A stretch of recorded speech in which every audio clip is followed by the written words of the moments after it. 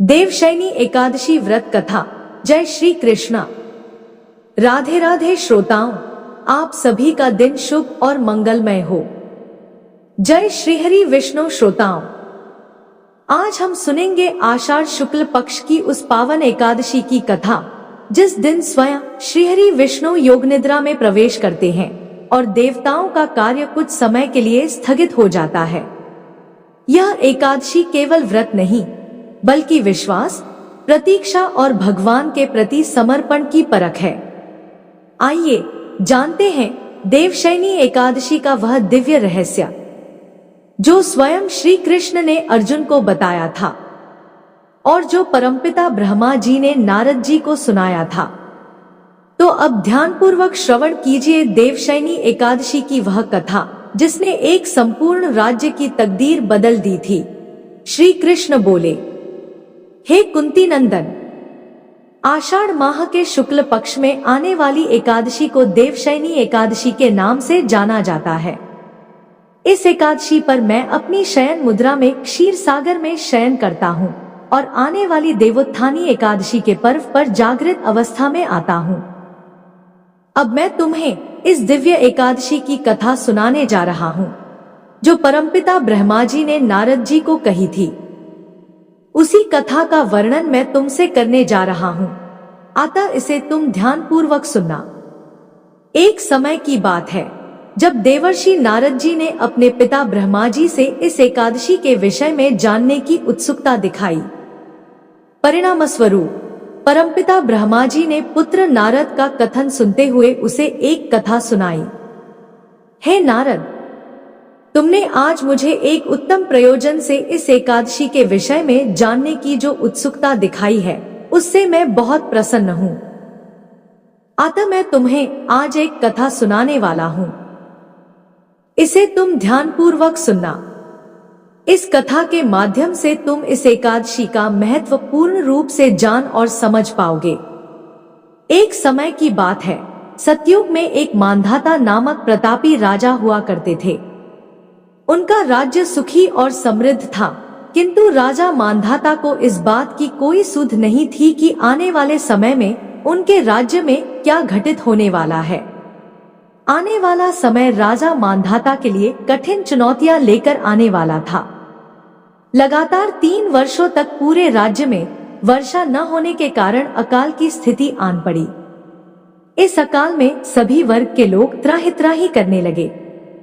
अकाल के कारण धर्मकाज के लिए किए जाने वाले यज्ञ, पिंडदान, कथा, व्रत, हवन में बाधा आने लगी। प्रजा जब अकाल रूपी मुसीबत से घिरी हो तो उनका मन कैसे किसी धर्मकाज में लग सकता है भला? प्रजा का हर वर्ग राजा के दरबार में जाकर अपनी वेदना व्यक्त करने लगा। राजा मांधाता पहले से ही स्थिति से अवगत थे।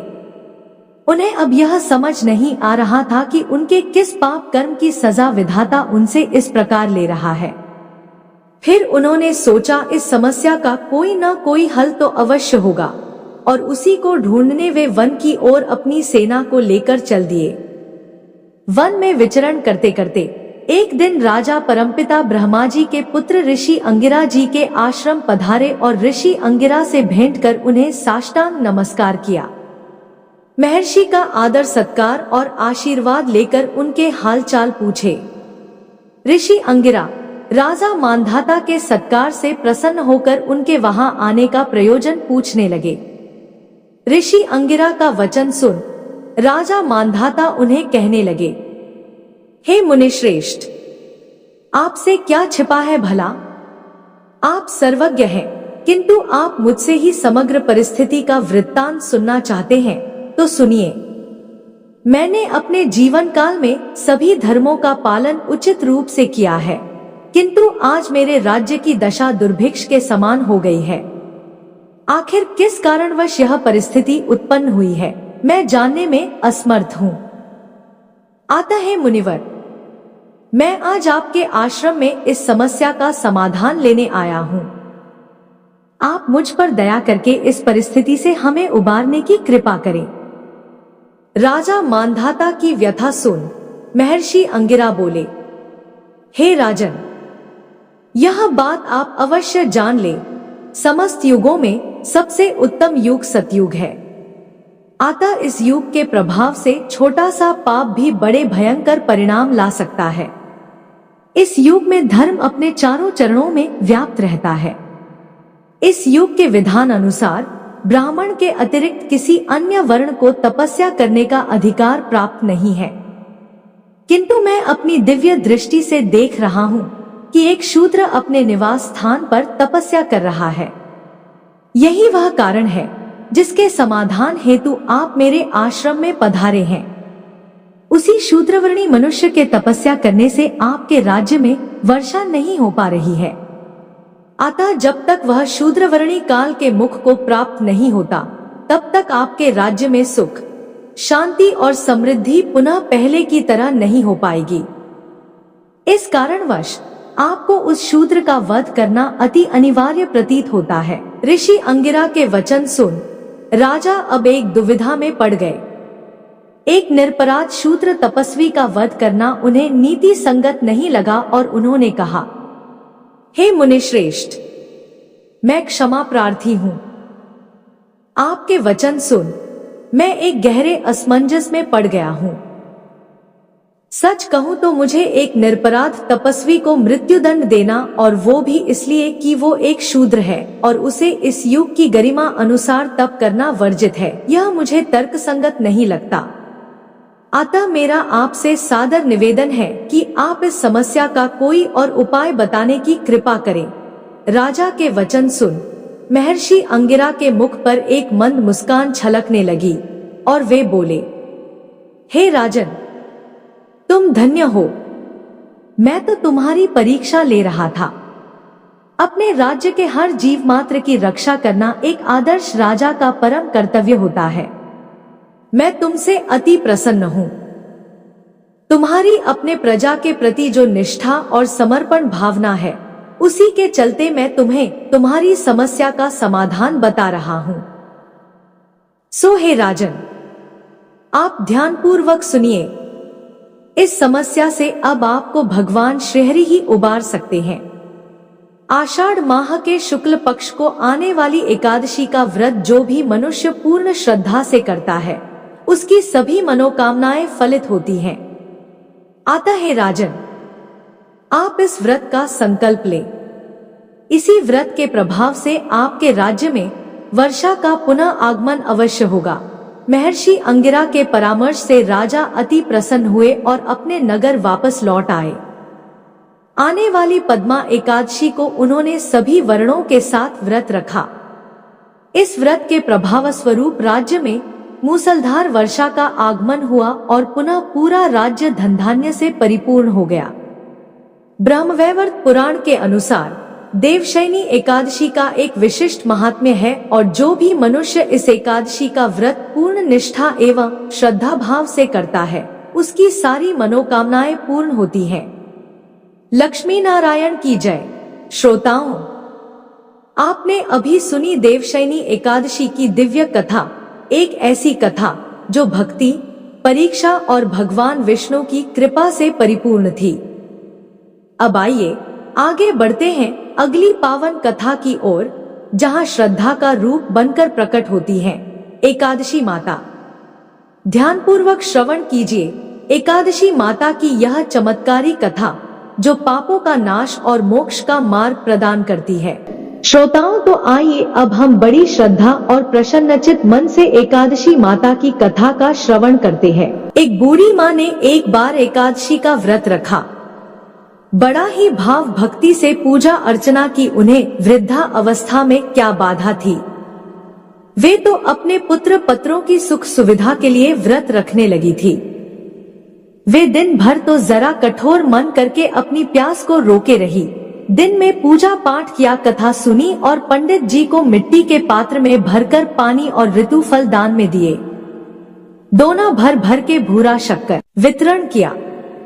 उन्हें गर्मी के कारण बहुत बेचैनी हो रही थी, इस कारण से बड़ी देर तक पानी में पड़ी रही और पानी के कुल्ला करती रही। अपना मुंह बार बार धोती रही। तब कहीं थोड़ा बहुत धैर्य बंध पाया। धूप तो तेज पड़ ही रही थी, इस कारण बार बार मुंह सूख रहा था। बूढ़ी माँ बहुत बेचैन हो रही थी, क्योंकि एक तो बुढ़ापा और दूसरे यह भयंकर गर्मी। वृद्धावस्था की स्थिति तो कुछ दूसरी ही प्रकार की होती है। जैसे जैसे रो धो के दिन कट पाया, अब पहाड़ सी रात सामने थी। उसका कटना बड़ा ही कठिन दिखाई दे रहा था। खटिया पर पड़े बुढ़िया माई को शांति नहीं मिल रही थी और वे बार बार करवट बदल रही थी। अनेक बार वे बाहर जाती और भीतर आती, उन्हें घर के अंदर शांति नहीं थी। वे पड़ी पड़ी एकादशी माता का स्मरण करती रही। वे कहती रही कि हे एकादशी माता, आप मेरी लाज रखिएगा, आप ही मुझे शक्ति दे दीजिएगा, जिससे मैं भली भांति आपका व्रत कर सकूं और यह पहाड़ सी रात शांतिपूर्वक व्यतीत हो सके। प्यास के कारण बूढ़ी माँ की बेचैनी तो बढ़ ही रही थी। उन्होंने धैर्य रखने का बहुत प्रयास किया, किंतु सहनशीलता की सीमा टूट गई और वे घबराकर एकदम चिल्ला पड़ी। बोली कि बचाओ बचाओ। अम्मा का चिल्लाना सुनकर परिवार भर के नर नारी, बच्चे और पड़ोसी एकत्रित होकर बूढ़ी अम्मा की खटिया के समीप पहुंच गए। सबने पूछा कि अम्मा जी, आपको क्या हुआ, आप क्यों चिल्ला रही हैं? आप इस वृद्धावस्था में यह कठिन व्रत क्यों कर रही हैं? अम्मा जी, शक्ति से ही भक्ति होती है। थोड़ी ही देर में वे फिर से बोली कि अरे हमारे तो प्राण ही निकले जा रहे हैं, मेरी छाती पर ठंडे पानी का घड़ा रख दीजिए। नातियों ने दादी की छाती पर ठंडे पानी का पात्र रख दिया। तब कहीं जाकर उन्हें थोड़ा बहुत आराम मिला और थोड़ी देर के लिए उन्होंने अपनी आंखें बंद कर ली। एकादशी माता ने सोचा कि यह बूढ़ी अम्मा है तो बहुत कठोर, जरा जाकर उसकी परीक्षा लेना चाहिए। वे आधी रात को मुर्गा बनकर टेर लगाने लगी। मुर्गा की आवाज सुनकर दादी जल्दी से उठी और बाहर जाकर आसमान की ओर देखा, किंतु आसमान में कहीं उन्हें प्रातकालीन तारा दिखाई नहीं दिया। वे सोचने लगी कि यह मुर्गा क्यों और कैसे बोल गया। उन्हें प्यास तो लग ही रही थी, थोड़ा बहुत उनका मन भी विचलित होने लगा था, किंतु अंत में उन्होंने दृढ़ निश्चय किया कि मैं अब व्रत को पूर्ण करके ही छोड़ूंगी, चाहे भले ही मेरे प्राण निकल जाएं। यह सोचकर फिर वे खटिया पर शिथिल होकर लेट गई। थोड़ी ही देर में एकादशी माता ने उनकी फिर से परीक्षा लेनी चाहिए। एक छोटी सी बालिका एक गिलास में शरबत लेकर उनके सिरहाने खड़ी हो गई और जोर से बोली कि दादी जी, सवेरा हो गया है, आप हाथ मुंह धोकर शरबत पी लीजिए। पहले तो शरबत का गिलास देखकर उनका मन ललचा लगा, किंतु अचानक व्रत का स्मरण हो आया और उन्होंने सोचा कि मैं किसी भी प्रकार से अभी शरबत नहीं पी सकती हूँ, और वे शांतिपूर्वक अपनी खटिया पर लेट गई। फिर थोड़ी ही देर में उन्हें ऐसा लगा जैसे किसी ने उन्हें पानी के कुएं में पटक दिया हो। वे बड़ी देर तक उस कुएं में हाथ पांव चलाती रही, किंतु उन्होंने अपने मुंह में पानी की एक बूंद भी नहीं जाने दिया और वे दृढ़ता पूर्वक अपने व्रत का पालन करती रही। थोड़ी ही देर में ना जाने कहां से सामने आग जलने लगी, जिससे भारी गर्मी बढ़ने लगी और प्यास के कारण प्राण निकलने लगे, किंतु बूढ़ी अम्मा का कुछ भी नहीं बिगाड़ पाया। वे जहां की तहां मुस्कुराती हुई सी बैठी रही। थोड़ी ही देर में बाहर प्रकाश दिखाई देने लगा, ऐसा लगा कि जैसे सवेरा हो गया हो। बूढ़ी अम्मा ने जब बाहर निकलकर देखा तो समझ गई कि अभी सवेरा होने में 3-4 घंटे की देरी है। यह जानकर वे शांतिपूर्वक इधर उधर घूमने फिरने लगी। एकादशी माता यह बात अच्छी तरह से समझ गई कि यह बूढ़ी अम्मा किसी भी प्रकार से अपने व्रत से नहीं टल सकती हैं। वे उनके सत्य व्रत को अच्छी तरह से समझ गई। सवेरा होते ही बूढ़ी माता ने स्नान किया, भगवान का पूजन पाठ किया, एकादशी माता की कथा सुनी, ब्राह्मणों को दक्षिणा देकर भोजन कराया, तब कहीं उन्होंने जल ग्रहण किया। कन्याओं को भोजन कराने के बाद अम्मा ने स्वयं भोजन किया। उस श्रेष्ठ व्रत के प्रताप से बूढ़ी अम्मा की आयु में वृद्धि हो गई। उनका घर परिवार हरा भरा हो गया। घर में अब उनके कोई अभाव नहीं रहा। वे हर तरह के सुख साधनों से संपन्न हो गई। नाती नातिन से उनका घर भर गया और वे उसी दिन से 12 महीने की एकादशी का व्रत करने लगी। एकादशी माता के व्रत के प्रताप से इस संसार में हर प्रकार के सुख भोग कर अंत में वैकुंठ धाम को चली गई। जैसे एकादशी माता ने बूढ़ी माता और उनके परिवार को हरा भरा किया, ऐसे ही एकादशी माता हम सभी की मनोकामनाएं को पूर्ण करे। श्रोताओं, एकादशी माता की यह अद्भुत और कल्याणकारी कथा हमें व्रत, संयम और भक्ति का सच्चा मार्ग दिखाती है। अब आगे बढ़ते हैं और सुनते हैं तीसरी कथा, जो हमें धर्म के गूढ़ रहस्यों से परिचित कराएगी।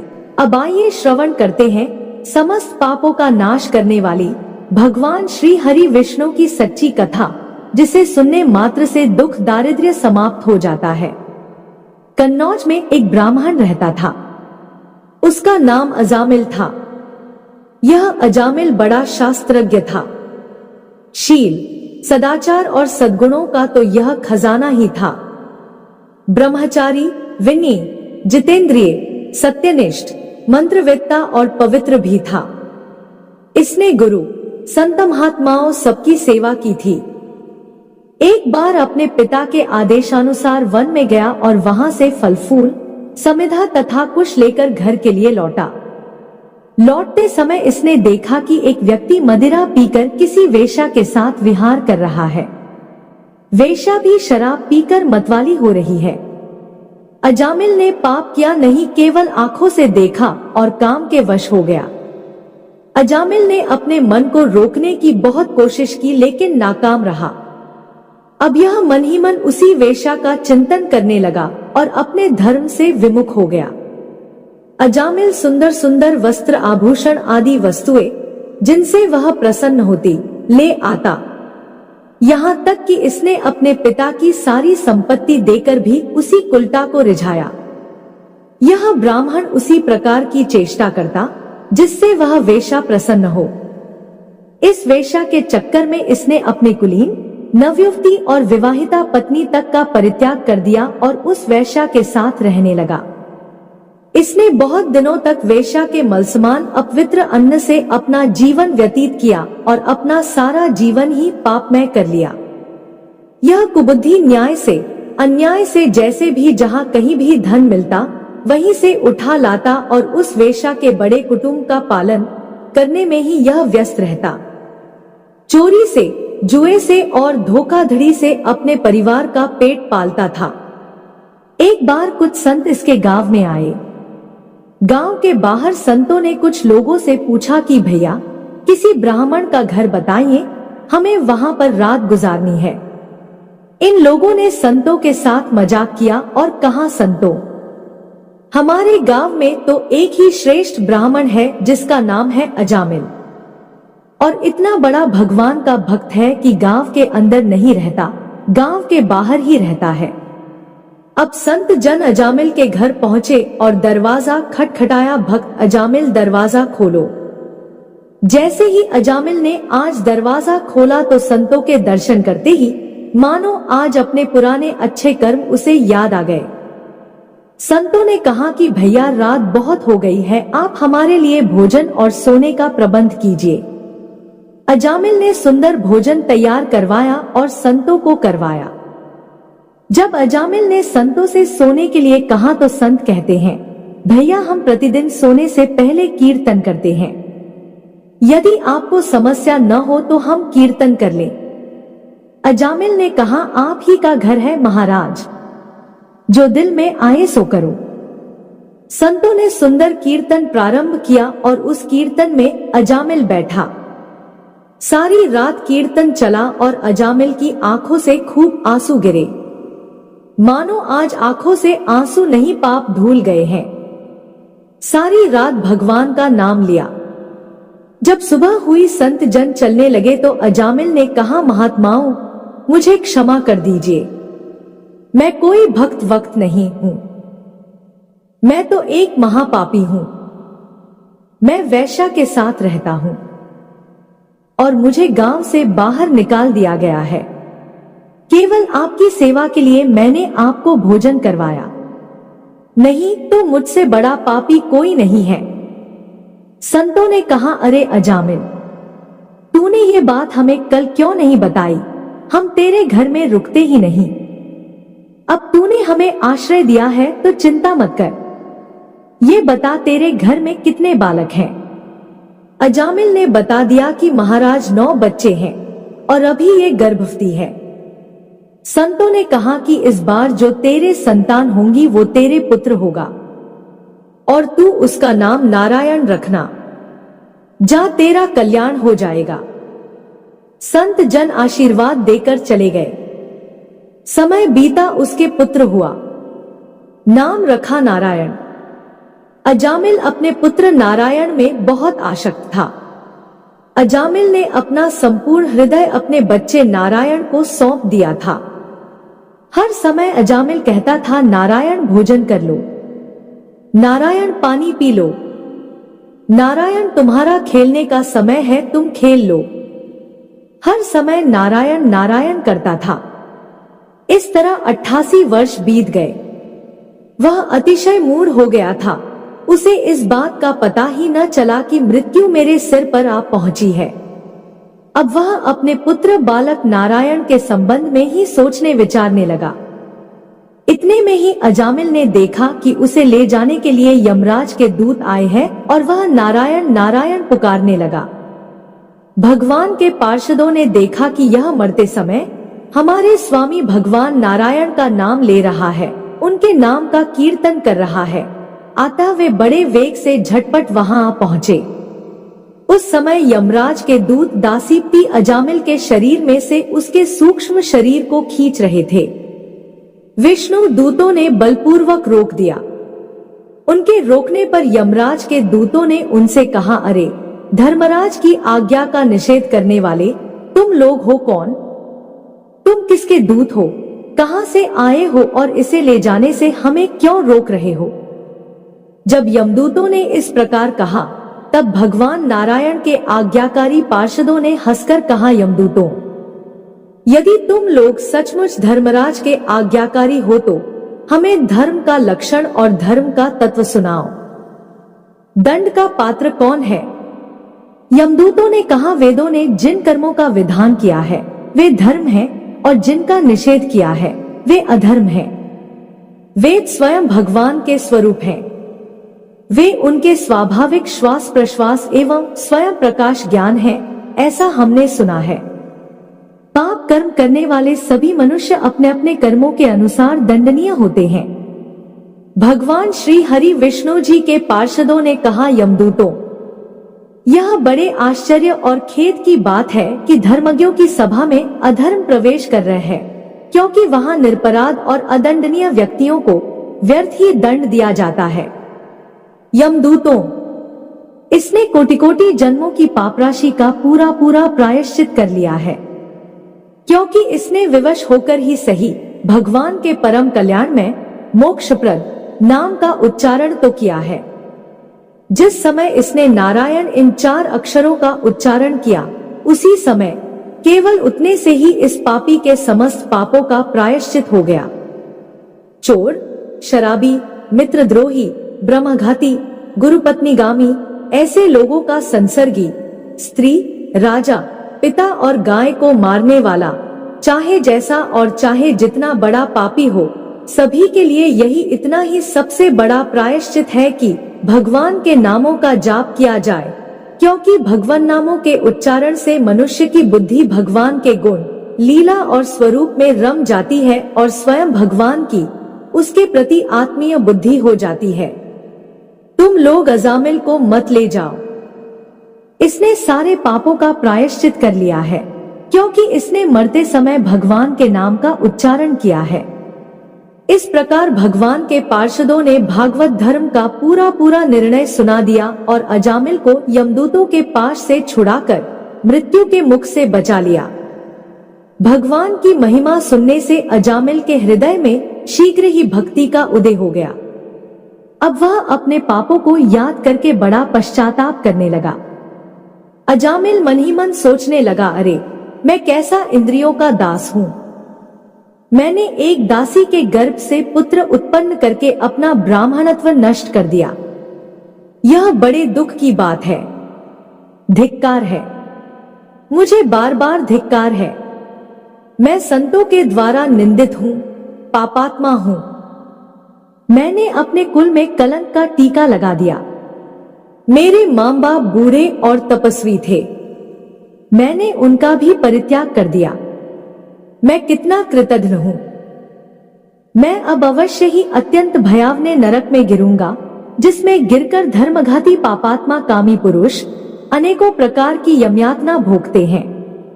कहां तो मैं महाकपटी, पापी, निर्लज्ज और ब्रह्मतेज को नष्ट करने वाला, तथा कहां भगवान का वह परम मंगलमय नारायण नाम। सचमुच मैं तो कृतार्थ हो गया। अब मैं अपने मन, इंद्रिय और प्राणों को वश में करके ऐसा प्रयत्न करूंगा कि फिर अपने को घोर अंधकार में नरक में न डालूं। मैंने यमदूतों से डर के अपने पुत्र नारायण को पुकारा और भगवान के पार्षद प्रकट हो गए।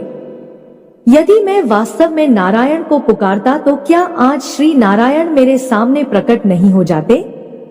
अब अजामिल के चित्त में संसार के प्रति तीव्र वैराग्य हो गया। वे सबसे संबंध और मोह को छोड़कर हरिद्वार चले गए। उस देवस्थान में जाकर वे भगवान के मंदिर में आसन पर बैठ गए और उन्होंने योग मार्ग का आश्रय लेकर अपनी सारी इंद्रियों को अन्य विषयों से हटाकर मन भगवान श्री हरि विष्णु में लीन कर लिया और मन को बुद्धि में मिला दिया। इसके बाद आत्मचिंतन के द्वारा उन्होंने बुद्धि को विषयों से पृथक कर लिया तथा भगवान के धाम अनुभव स्वरूप परब्रह्म में जोड़ दिया। इस प्रकार जब अजामिल की बुद्धि त्रिगुणमयी प्रकृति से ऊपर उठकर भगवान के स्वरूप में स्थित हो गई, तब उन्होंने देखा कि उनके सामने वे ही चारों पार्षद जिन्हें उन्होंने पहले देखा था खड़े हैं। अजामिल ने सिर झुकाकर उन्हें नमस्कार किया। उनका दर्शन पाने के बाद उन्होंने उस तीर्थ स्थान में गंगा के तट पर अपना शरीर त्याग दिया और तत्काल भगवान के पार्षदों का स्वरूप प्राप्त कर दिया। अजामिल भगवान के पार्षदों के साथ स्वर्णमय विमान पर आरूढ़ होकर आकाश मार्ग से भगवान लक्ष्मीपति के निवास स्थान वैकुंठ को चले गए। कथाओं के साथ हमारा मन भक्ति में डूबता जा रहा है। आइए अब सुनते हैं चौथी कथा। प्रिय श्रोताओं, आइए अब श्रवण करते हैं एकादशी व्रत में सुनी जाने वाली भगवान विष्णु की कथा। एक बार देवी सत्यभामा ने देवी रुक्मिणी से पूछा, दीदी, क्या आपको मालूम है कि श्री कृष्ण जी बार बार द्रौपदी से मिलने क्यों जाते हैं? ऐसे कोई अपनी बहन के घर बार बार थोड़ी न जाता है। मुझे तो लगता है कुछ गड़बड़ है। ऐसा क्या है जो बार बार द्रौपदी के घर जाते हैं? तो देवी रुक्मिणी ने कहा, बेकार की बातें मत करो। यह बहन भाई का पवित्र बंधन है। जाओ, जाकर अपना काम करो। प्रिय भक्तों, भगवान श्री कृष्ण सब कुछ समझ गए और कहीं जाने लगे। तो देवी सत्यभामा ने पूछा, प्रभु, आप कहाँ जा रहे हैं? ठाकुर जी ने कहा, मैं द्रौपदी के घर जा रहा हूँ।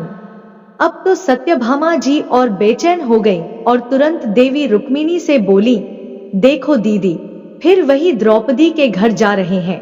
श्री कृष्ण जी ने कहा, क्या तुम भी हमारे साथ चलना चाहोगी? अब क्या था, सत्यभामा जी फौरन तैयार हो गई और देवी रुक्मिणी से बोली, दीदी, आप भी मेरे साथ चलो। द्रौपदी को ऐसा मजा चखा के आएंगे कि वह जीवन भर याद रखेगी। देवी रुक्मिणी भी तैयार हो गई। जब दोनों देवियां द्रौपदी के घर पहुंची तो देखा कि द्रौपदी अपने केश संवार रही थी। जब द्रौपदी केश संवार रही थी तो भगवान श्री कृष्ण ने पूछा, द्रौपदी, क्या कर रही हो? तो द्रौपदी बोली, हे नारायण, मैं केश संवार कर अभी आती हूँ। तो भगवान बोले, तुम क्यों अपना केश संवार रही हो? तुम्हारी दो दो भाभियां आई हैं, यह तुम्हारे केश संवारे। फिर श्री कृष्ण जी ने देवी सत्यभामा से कहा, तुम जाओ और द्रौपदी के सिर में तेल लगाओ।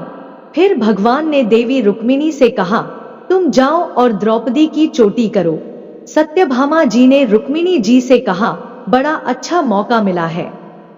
ऐसा तेल लगाऊंगी कि इनके खोपड़ी के एक एक बाल तोड़ के रख दूंगी। और जैसे ही सत्यभामा जी ने द्रौपदी के सिर में तेल लगाना शुरू किया और एक बाल तोड़ा, तो बाल तोड़ते ही आवाज आई, हे कृष्ण। फिर दूसरा बाल तोड़ा तो फिर आवाज आई, हे कृष्ण। फिर तीसरा बाल तोड़ा तो फिर आवाज आई, हे कृष्ण।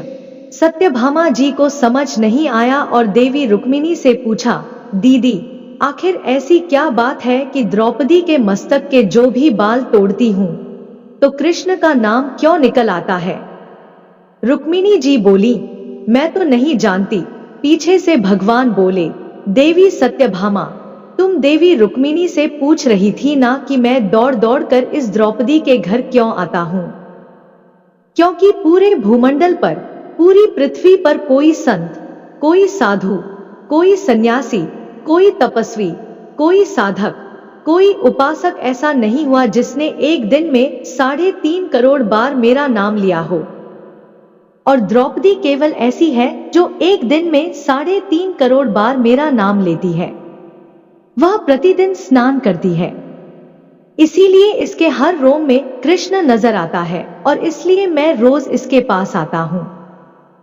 इसे कहते हैं स्नान, जो देवी द्रौपदी प्रतिदिन किया करती है। हम हर रोज जो सुगंधित पदार्थ, तेल लगाकर अपने तन को स्वच्छ कर लेते हैं, उसको केवल नहाना कहते हैं। स्नान का मतलब है कि हमारे शरीर में 3.5 करोड़ रोम छिद्र हैं। जब मनुष्य 3.5 करोड़ बार भगवान का नाम ले लेता है, तब जीवन में एक बार उसका स्नान हो जाता है। इसे कहते हैं स्नान। जय श्री कृष्ण। हरे कृष्ण। नमो भगवते वासुदेवाय नमः। ब्रह्मवैवर्त पुराण के अनुसार देवशयनी एकादशी का एक विशिष्ट महात्म्य है और जो भी मनुष्य इस एकादशी का व्रत पूर्ण निष्ठा एवं श्रद्धा भाव से करता है, उसकी सारी मनोकामनाएं पूर्ण होती हैं। लक्ष्मी नारायण की जय। आशा करती हूँ कि आपको यह कथा पसंद आई होगी। कहानी पसंद आए तो चैनल को सब्सक्राइब करें और वीडियो को लाइक व शेयर करें। जय श्री कृष्णा। राधे राधे। आपका दिन शुभ और मंगलमय हो।